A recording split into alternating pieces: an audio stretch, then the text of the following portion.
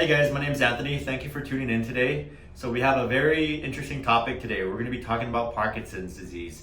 And if you're a sports fan, I'm sure you heard the news about the famous Brett Favre and his recent diagnosis of Parkinson's disease. So for you, whether you're living with it on your own or you're taking care of someone or you just don't know about it and want to know more, today's episode will be about that. So what is Parkinson's disease? It's a neurological disorder. It affects movement and it really makes movement really slow down. It makes people rigid. It makes people kind of shuffle their gait. There's a few signs and symptoms that are kind of classic that go along with Parkinson's disease. I think the more common one we know is the hand tremor, where it just kind of shakes. They call it the pill rolling kind of gesture.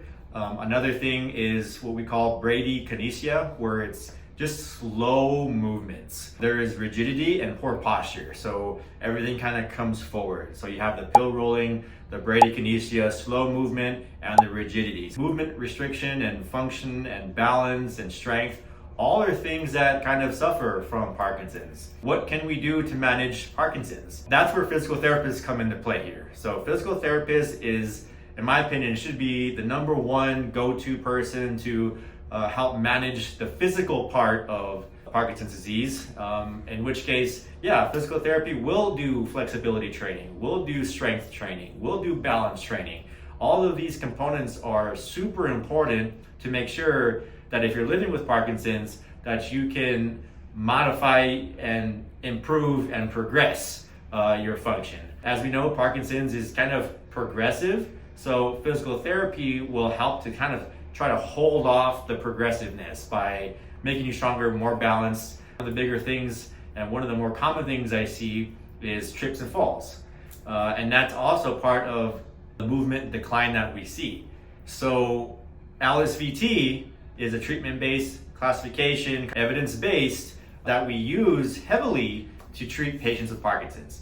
So what is LSVT? So LSVT stands for Lee Silverman Voice Treatment. It was kind of originally designed on the speech therapy side of things. We kind of grabbed those concepts and threw it into our physical therapy treatments and regimens, stuff like that. We want to be simple about things. So when you generally talk about physical therapy and walking and strength training and balance training, the ideas and concepts can be a little complex. There's kind of movements, biomechanics, and form, and are we squatting correctly? Are we doing things, per text? With the LSVT treatment, you just get rid of all that. And we really simplify movements into one kind of standard, and that's big. So we want to definitely kind of zero in and concentrate on functional movements with only one cue, and that cue is big. So movements are bigger, walking is bigger. As I mentioned earlier, Parkinson's tends to constrain. With LSVT big training, we definitely go the other direction. Can we move big? We're focusing on movement amplitudes, dynamic stepping, dynamic hand motions, and all of that is just generally designed to teach the patient how to remember those cues for generalization into community, into their home life, and they can reinforce themselves with the big concepts that they can move bigger, they can move better, and because of all these things, they're less liable to fall. Long story short with that, the LSVT side of things is to progress movement amplitude, make movement bigger. Parkinson's wants to constrain and restrict. LSVT wants to open and explode with movement.